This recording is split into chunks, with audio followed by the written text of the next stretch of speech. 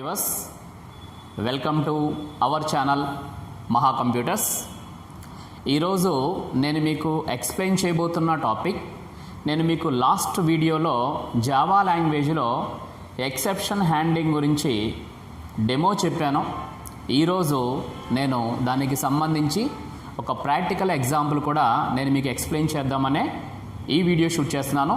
నా క్లాస్ కనుక మీకు నచ్చితే యూట్యూబ్లో మన ఛానల్ మహా కంప్యూటర్స్ని సబ్స్క్రైబ్ చేసుకోండి.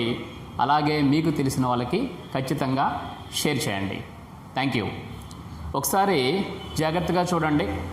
నేను ఇక్కడ ఒక జావా లాంగ్వేజ్ ప్రోగ్రామ్ రాస్తున్నాను. క్లాస్కి నేను పెట్టుకున్న పేరు ఎక్సెప్షన్ డెమో. దెన్ అందరికీ తెలిసిందే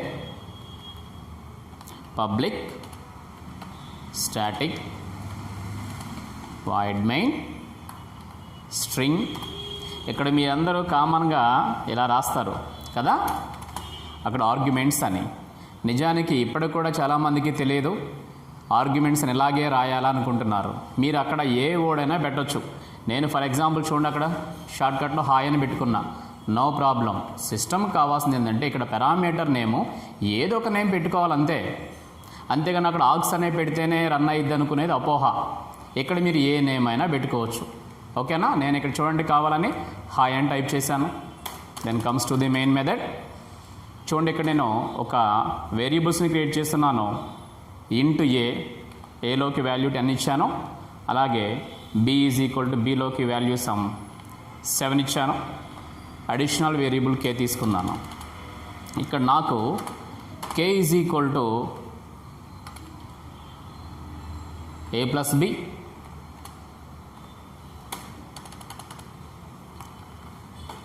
అందులో ఉన్న వాల్యూ ప్రింట్ అవ్వాలి. System dot out dot println the sum is కేలో ఏ నంబర్ ఉంటే ఆ నంబర్.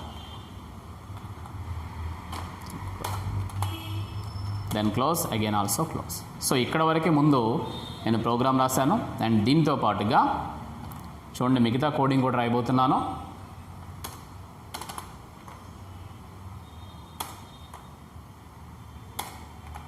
రైట్, చూడండి. ఫస్ట్ నేను K is equal to A plus B అన్నాను. ఏలో ఉన్న వాల్యూ 10, బిలో ఉన్న value 7, K is equal to A plus B. So టోటల్గా 10 ప్లస్ 7, కేలోకి వచ్చిన వాల్యూ 17. అదే వాల్యూ ప్రింట్ చేయమని చెప్పాను.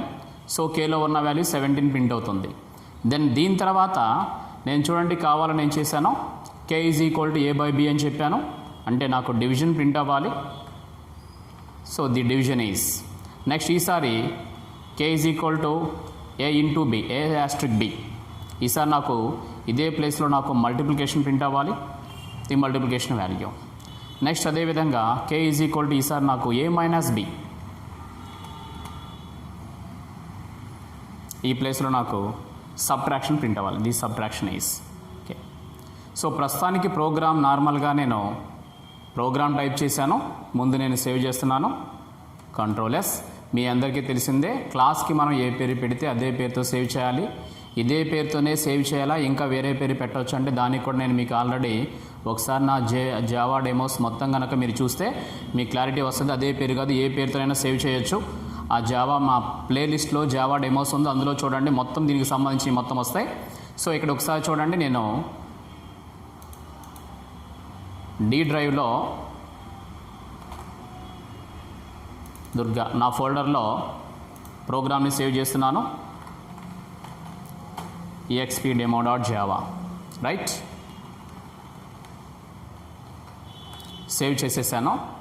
రైట్, ఒకసారి ఈ ప్రోగ్రామ్ని మనం కంపైల్ చేసి చూద్దాం. సిడి నేను దుర్గా అనే ఫోల్డర్లో సేవ్ చేశాను. Right, జావాసి expdemo.java. చూడండి ఈ ప్రోగ్రామ్ని కంపైల్ చేశాను. ఫైల్ నాట్ ఫౌండ్ జావా అని వస్తుంది. రైట్, ఒకసారి మనం అక్కడ సేవ్ చేయలేదు, ఒకసారి మనం చెక్ చేసి చూద్దాం, ఇబ్బంది ఏం లేదు. డెమోలో మనం చేసిన మిస్టేక్ ఏంటంటే సేవ్ చేసేటప్పుడు డిఎంపీ పడింది, ఓ పడాల్సింది. సేవ్ చేస్తున్నాను అగైన్. మళ్ళీ నేను emp demo dot Java. Same ఇదే లొకేషన్లో నేను సేవ్ చేశాను. రైట్, మళ్ళీ కంపైల్ చేస్తున్నాను. Javac exp demo dot Java. చూడండి, సక్సెస్ఫుల్గా కంపైలేషన్ జరిగింది. రన్ చేద్దాం. Java exp demo. సో అక్కడ వాల్యూస్ అన్ని కరెక్ట్ రిజల్ట్స్ వచ్చింది. చూడండి, this some is 17, division 1, the multiplication is 70, the subtraction is 3. కరెక్టే ఆన్సర్, ఎక్కడా కూడా ఎలాంటి మిస్టేక్ లేదు. ఇప్పుడు నాకున్న ఇబ్బందిల్లో ఏంటి అంటే, నేను ఈసారి బై మిస్టేక్గా ఏం చేశానంటే, బై మిస్టేక్ అది కావాలనే చేస్తున్నాను. ఏం చేశాను, బీలో ఉన్న వాల్యూని 0 చేశాను. ఓకేనా? సో ఇప్పుడు సిస్టమ్ ఎప్పుడు ఎలా చెక్ చేస్తుందంటే, దీన్ని మనం కంపైల్ చేస్తే ఎలాంటి ఎర్రర్ రాదు, ఎందుకంటే కరెక్ట్గానే రాసాం కాబట్టి. ఫస్ట్ దీని ప్రకారం k is equal to a plus b అన్నప్పుడు దీని మీనింగ్ 10 ప్లస్ 0. సో ఫైనల్లీ దీని వాల్యూ 10. ఇక్కడ ది సమ్ ఈజ్ 10 అని వస్తుంది ఈ లైన్ ప్రకారం. నెక్స్ట్ ఇక్కడ చూడండి, k is equal to a by b అని రాసావు, కానీ ఇక్కడ bలో ఉన్న వాల్యూ 0 అంటే any number by 0 it results infinite value, అంటే ఇక్కడ కరెక్ట్ రిజల్ట్ లేదు. సో ఎప్పుడైతే ఈ లైన్లో తనకి రాంగ్ వచ్చిందో ఆన్ ది స్పాట్లో మన సిస్టమ్ చేసే పని ఏంటంటే, ఇక్కడ తప్పు జరిగింది కాబట్టి వెంటనే ఈ ప్రోగ్రామ్ని వదిలేసి బయటికి వెళ్ళిపోతుంది. అంటే దీని తర్వాత ఒకవేళ చూడండి, ఇప్పుడు ఈ ప్రోగ్రామ్ ఇక్కడ రాంగ్ పడింది కాబట్టి ఇక్కడ నుంచి ప్రోగ్రామ్ మధ్యలోనే అర్ధాంతరంగా వదిలేసి బయటకు వచ్చేస్తుంది ప్రోగ్రామ్. కానీ ఇక్కడ మీరు అబ్జర్వ్ చేసి చూడండి, k is equal to a into b అన్నారు, ఇది కరెక్టే. ఏలో ఉన్న వాల్యూ 10 ఇంటూ 0 దాని వాల్యూ 0. సో ఇది కరెక్టే మనం రాసింది. అలాగే k is equal to a minus b అన్నారు, ఏలో ఉంది 10, bలో ఉంది 0. సో 10 మైనస్ 0 అంటే 10, ఇది కూడా కరెక్టే. కానీ ఈ ఒక్క లైన్ మనకి రాంగ్ పడింది. సో ఒక్క లైన్ రాంగ్ టైప్ అయ్యేసరికి సిస్టమ్ ఏం చేస్తుందో ఒక్కసారి జాగ్రత్తగా చూడండి. నేను అగైన్ దీన్ని మళ్ళీ సేవ్ చేశాను, కంపైల్ చేస్తున్నాను. Javac exp demo dot Java compile చేశాను, success. Again Java exp demo. చూడండి ఇక్కడ ఏం జరుగుతుందో. ఫస్ట్ వరకు ఆన్సర్ కరెక్ట్గానే వచ్చింది, ది సమ్ ఈజ్ 10. తర్వాత లైన్లో నేను ఎప్పుడైతే బై 0 పెట్టానో వెంటనే మన సిస్టమ్ చేసిన పని ఏంటి అంటే, స్పెసిఫిక్గా ఎక్కడ నువ్వు 0 పెట్టావు కాబట్టి ఇక్కడ తప్పు జరిగింది కాబట్టి ఇక మిగతా లైన్స్ని పట్టించుకోకుండా బయటికి వెళ్ళిపోయింది. అంటే ప్రోగ్రామ్ని వదిలేసి బయటికి వెళ్ళిపోయింది అది. కానీ అది కరెక్ట్ కాదు. నీకు ఇక్కడ a బై b ఇక్కడ రాంగ్ వచ్చినప్పుడు మిగతా లైన్స్ కరెక్టేగా, మళ్ళీ ఇక్కడ ఇవన్నీ కరెక్టే. కానీ ఒక్క లైన్ రాంగ్ వచ్చిందని మిగతా లైన్స్ని కూడా పట్టించుకోకుండా వదిలేసి ప్రోగ్రామ్ టెర్మినేట్ అయి బయటికి వెళ్ళింది. సో అలా వెళ్ళకుండా ఇప్పుడు నేను ఆపాలి. సో ఎలా ఆపగలను, దానికోసం క్రియేట్ చేసిందే ఎక్సెప్షన్ హ్యాండ్లింగ్ అనే కాన్సెప్ట్ జావా లాంగ్వేజ్లో. దీనిని ఇక్కడ మనం తెలుసుకోవాల్సింది ట్రై అండ్ క్యాచ్ బ్లాక్స్ గురించి. అంటే వాటిని హ్యాండిల్ చేయాలంటే ట్రై అండ్ క్యాచ్ బ్లాక్స్ ఉండాలి. సో ఎక్కడ ట్రై బ్లాక్, ఎక్కడ క్యాచ్ బ్లాక్ పెట్టాలి అంటే, సో ఇక్కడ చూడండి మనకి రాంగ్ అనే వచ్చే ఆన్సర్ దీనిలో ఉంది. సో ఏ లైన్లో అయితే మనకి తప్పు జరుగుతున్న డౌట్ వచ్చిందంటే, నేను యాక్చువల్గా ఏమనుకున్నానంటే ఎవరు కూడా బీలో 0 అనే నెంబర్ ఇవ్వర్లే అనుకున్నాను నేను. కానీ పొరపాటున కనుక ఎవరైనా బీలోకి కనుక 0 ఇస్తే రాంగ్ వస్తుంది కాబట్టి దానిని మనం ట్రై బ్లాక్లో పెట్టుకోవాలి. అంటే డౌట్ఫుల్గా ఉన్న కోడ్, అంటే ఈ లైన్లో పొరపాటున ఎవడైనా బీలో కనుక 0 పెడితే నా పరిస్థితి ఏంది అనుకున్నప్పుడు అలాంటి డౌట్ఫుల్గా ఉన్న కోడ్ని ట్రై బ్లాక్లో పెట్టాలి. చూడండి ట్రై బ్లాక్లో పెట్టాను. రైట్, ఒకవేళ కనుక మనం అనుకున్న k is equal to try block లోపలికి ప్రోగ్రామ్ వెళ్తుంది, వెళ్ళి ఏం చేస్తుంది, k is equal to a by b అనే లైన్ని ఎగ్జిక్యూట్ చేస్తుంది. దీనిలో ఆన్సర్ కరెక్ట్గా వస్తే ఓకే, ది డివిజనేషన్ ఆన్సర్ ప్రింట్ అయిపోయింది. ఒకవేళ గనక ఇక్కడ గనక మనం రాసిన లైన్లో బీలో గనక పొరపాటున ఎవరైనా 0 పెడితే ఈ లైన్ రాంగ్ అయింది కాబట్టి వెంటనే ఈ ట్రై బ్లాక్ చేసే పని ఏంటంటే, ఎందుకు ఈ లైన్ రాంగ్ జరిగింది, ఎందుకు ఈ లైన్ ఎగ్జిక్యూషన్ జరగలేదు అనే దానికి సంబంధించి ఒక నోట్స్ని రాసి ఆ నోట్స్ని ఒక ఆబ్జెక్ట్ రూపంలో దీని కింద మనం రాయబోయే క్యాచ్ బ్లాక్కి పాస్ చేస్తుంది. క్యాచ్ బ్లాక్ ఈ క్యాచ్ బ్లాక్ చేసే పని ఏంటి అంటే, మనకి ఎక్కడైనా రాంగ్ గనక జరిగితే, అంటే పొరపాటున మీరు రాసిన ప్రోగ్రాంలో గనక ఏదైనా తప్పు జరిగితే ఆ తప్పుకు సంబంధించిన నోట్స్ని ఈ క్యాచ్ బ్లాక్ తీసుకుంటుంది. మరి ఈ తప్పు జరిగింది అని చెప్పేది ఎవరు, ట్రై బ్లాక్. ట్రై బ్లాక్ లోపల మిస్టేక్ గనక పడింది అంటే ఆన్ ది స్పాట్లో వెంటనే ట్రై బ్లాక్ ఒక ఆబ్జెక్ట్ రూపంలో దానిని క్యాచ్ బ్లాక్కి పాస్ చేస్తుంది. మరి ఇప్పుడు ఒక క్యాచ్ బ్లాక్ లోపల ఏం జరగాలి? దానికి సంబంధించిన ఒక ఆబ్జెక్ట్ని తీసుకునేవాడు ఉండాలి. ఎందుకంటే ట్రై బ్లాక్ లోపల నుంచి వస్తుంది ఒక తప్పు, మిస్టేక్ సంబంధించింది. ఆ మిస్టేక్ ఏ టైప్లో వస్తుంది అంటే ఒక ఆబ్జెక్ట్ రూపంలో వస్తుంది.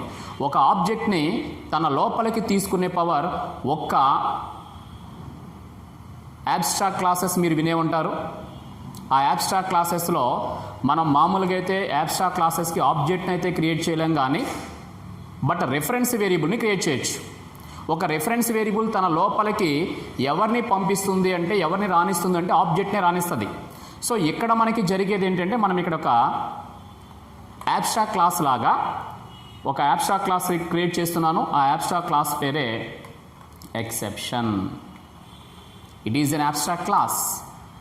ఈ యాబ్స్ట్రాక్ట్ క్లాస్ చేసే పని ఏంటి అంటే, యాబ్స్ట్రాక్ట్ క్లాస్ అనే చెప్పాను. యాబ్స్ట్రాక్ట్ క్లాస్ అంటే ఖాళీగా ఉండే క్లాస్ని మీరు అంటే దీనిలోనే వాటి గురించి కూడా ఎక్స్ప్లెయిన్ చేస్తే మళ్ళీ మీకు సైజు పెరిగిపోతుంది, వీడియో సైజు.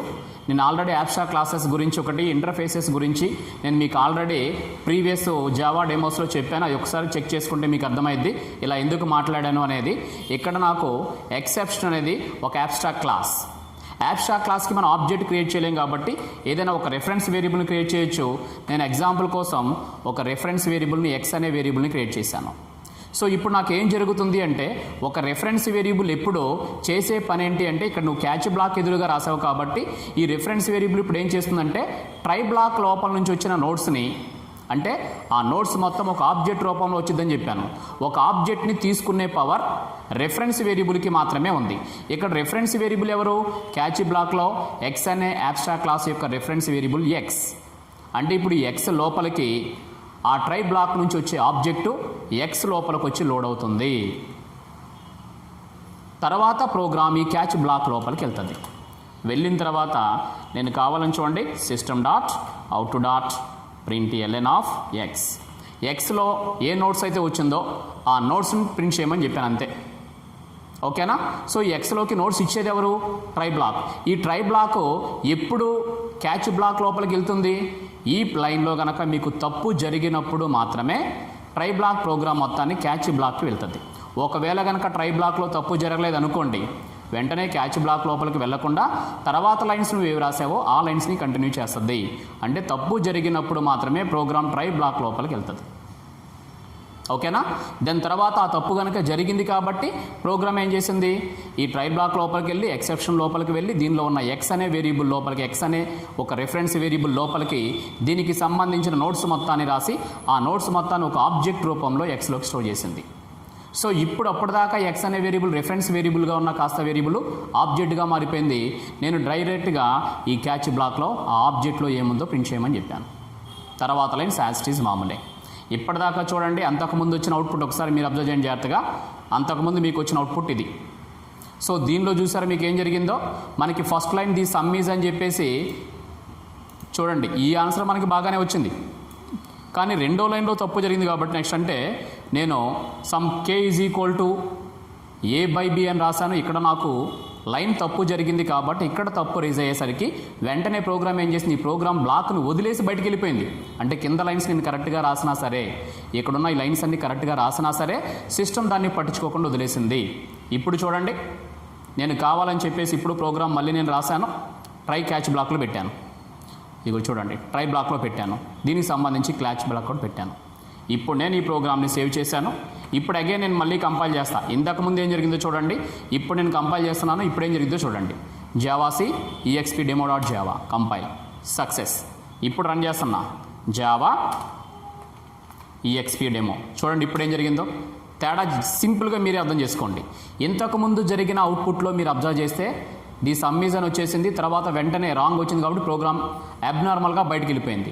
కానీ ట్రై క్యాచ్ బ్లాక్ పెట్టడం వల్ల ఏం జరిగిందో చూడండి, ది సమ్ ఈజ్ అని చెప్పేసి ఇక్కడ ఆన్సర్ కరెక్ట్గానే వచ్చింది. తర్వాత నువ్వు రాసిన లైన్లో తప్పు రాసావంట, బై 0 పెట్టావని చెప్తుంది. తర్వాత చూడండి, ది మల్టిప్లికేషన్ ఈజ్ అలాగే ది సబ్ట్రాక్షన్ ఈజ్ వాల్యూస్ మనకు ఆన్సర్స్గా వచ్చినాయి. అంటే దీని మీనింగు మన సిస్టమ్ ప్రోగ్రామ్ని మధ్యలో వదిలేసి వెళ్లకుండా కంటిన్యూ చేయగలిగింది. ఇందాక నేను ఫస్ట్లో మీకు ఎక్సెప్షన్ హ్యాండింగ్ అప్పుడు చెప్పింది కూడా అదే. ఒక లైన్లో తప్పు జరిగితే ఆ ఒక్క లైన్ కోసం మిగతా లైన్స్ అన్నిటిని ఆపడం ఏంటి? నాకు ఎక్కడైతే తప్పు జరిగిందో ఆ తప్పును చూపి, అంతేగాని మిగతా లైన్స్ కూడా కంటిన్యూ చేయి. ఇక్కడ మనకు అదే జరిగింది, కంటిన్యూషన్ జరిగింది. ఈ సమ్ ఈజ్ ప్రింట్ అయింది, ఇక్కడ కూడా చూడండి ఈ సమ్ ఈజ్ వచ్చింది. ఎక్కడ తప్పు జరిగేసరికి ఈ లైన్లో ఆగిపోయింది ఇక్కడ ప్రోగ్రామ్. తర్వాత చూసారా ఈ లైన్స్ మనకి రాలేదు, ఈ ప్లేస్లో రాలేదు, కానీ ఇక్కడ వచ్చినాయి చూడండి. ఓకేనా? సో ఇలాగా ఒక ప్రోగ్రామ్ ఎగ్జిక్యూషన్ అవుతూ ఉన్నప్పుడు ఆ ప్రోగ్రాంలో కనుక ఏదైనా మిస్టేక్ వస్తే ప్రోగ్రామ్ సిస్టమ్ ఆ ప్రోగ్రామ్ నుంచి బయటికి వెళ్ళిపోకుండా ఆ లైన్ వరకు పక్కన పెట్టేసి మిగతా లైన్స్ని కూడా కంటిన్యూ చేయటం. సో ఇదే ఎక్సెప్షన్ హ్యాండ్లింగ్ అంటే. నెక్స్ట్ దీనిలో చూడండి, నేను ట్రై బ్లాక్ క్యాచ్ బ్లాక్ గురించి చెప్పాను. ఈ ట్రై బ్లాక్ లోపలికి ప్రోగ్రామ్ 100% వెళ్తుంది, కానీ క్యాచ్ బ్లాక్ లోపలికి ఎప్పుడు వెళ్తుంది అంటే ట్రై బ్లాక్లో నువ్వు రాసిన ఈ లైన్ కనుక తప్పు జరిగినప్పుడు మాత్రమే ప్రోగ్రామ్ క్యాచ్ బ్లాక్ లోపలికి వెళ్ళి ఆ తప్పు ఏంటో మొత్తం డిస్ప్లే చేసి చూపించింది. ఒకవేళ కనుక ఇక్కడ తప్పు జరగలేదనుకోండి ప్రోగ్రామ్ క్యాచ్ బ్లాక్లోకి వెళ్ళదు. సో క్యాచ్ బ్లాక్ లోపలికి వెళ్ళకుండా తర్వాత లైన్స్ని కంటిన్యూ చేసింది. ఎగ్జాంపుల్ కోసం చూడండి, ఇక్కడే నేను ఈసారి బీలోకి 5 పెట్టాను. సో ఎక్కడా కూడా నాకు మిస్టేక్ లేదు. ఇప్పుడు ప్రోగ్రామ్ ఈ లైన్స్ని కంటిన్యూ చేసింది, బట్ క్యాచ్ బ్లాక్ లోపలికి వెళ్ళదు. చూడండి మీరే. అగైన్ నేను ఈ ప్రోగ్రామ్ని మళ్ళీ కంపైల్ చేస్తున్నాను, అలాగే రన్ చేశాను. చూడండి ఎగ్జాక్ట్ కరెక్ట్గా అయింది. అంటే మీకు అక్కడ క్యాచ్ బ్లాక్ లోపలికి ప్రోగ్రామ్ వెళ్ళలేదు. ఈసారి అక్కడ రాంగ్ రాస్తున్నాను, చూడండి మీరే 0 పెట్టాను. సో ఇప్పుడు రాంగ్ అయింది, వెంటనే ప్రోగ్రామ్ కంపైల్ చేశాను, రన్ చేశాను. ఇప్పుడు మనకి క్యాచ్ బ్లాక్ లోపలికి ప్రోగ్రామ్ వెళ్ళి డివిజన్ వరకు ఆపేసింది, మిగతా మొత్తాన్ని చెప్పింది. ఇక్కడ చూడండి, ఇక్కడ ఇది ఆబ్జెక్ట్ రూపంలో ఎక్స్ అనే వేరియబుల్లోకి వచ్చిన మెసేజ్.